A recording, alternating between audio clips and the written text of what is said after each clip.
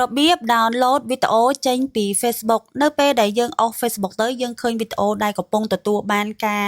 view ច្រើន like ច្រើន comment ច្រើនហើយបងប្អូនចង់យកវីដេអូហ្នឹង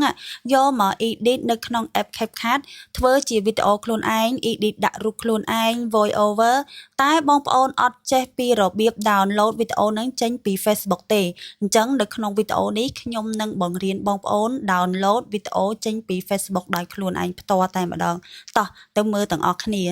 ឥឡូវយើងចូលទៅកាន់ account Facebook យើងទៅរកមើលវីដេអូដែលយើងចង់បានឥឡូវឧទាហរណ៍យើងយកវីដេអូនេះមួយចាបន្ទាប់មកយើងចុចអាកន្លែង share នេះសញ្ញាព្រួញបកចេញក្រៅបន្ទាប់មកយើងចុចកន្លែង copy link នៅពេលដែលយើង copy link ហើយបងប្អូនចូលទៅ app មួយទៀតដែលគេហៅថា Telegram អញ្ចឹងបងប្អូនប្រកាសជាមានទេ Telegram ចាយើងដាក់អាកន្លែង search កន្លែងនេះបងប្អូនវាយពាក្យថា Facebookវាយតាមខ្ញុំណាបងប្អូនចាតែសេមួយចឹងមកបន្ទាប់មកដាក់ Facebook with day បន្ទាប់មកបងប្អូនឃើញនេះ SB video download ចុចចូលកន្លែងហ្នឹងណាបងប្អូនឃើញកន្លែងហ្នឹងយើងចុចចូលហើយយើងចុចជាន់គ្រប់គេមកចា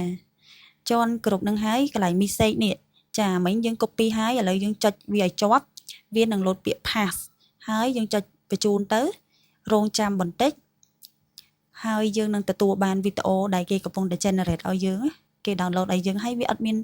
អីស្មុគស្មាញទេហើយយើងចុចទៅលើវីដេអូហ្នឹងទៅបន្ទាប់មកយើងនឹងឃើញអារូបវីដេអូសញ្ញាទូច3នេះខាងលើហ្នឹងណាបន្ទាប់មកយើងចុច save to photo ឲ្យអស់នីតិអញ្ចឹងវីដេអូដែលយើង download ហ្នឹងគឺវាចូលទៅក្នុង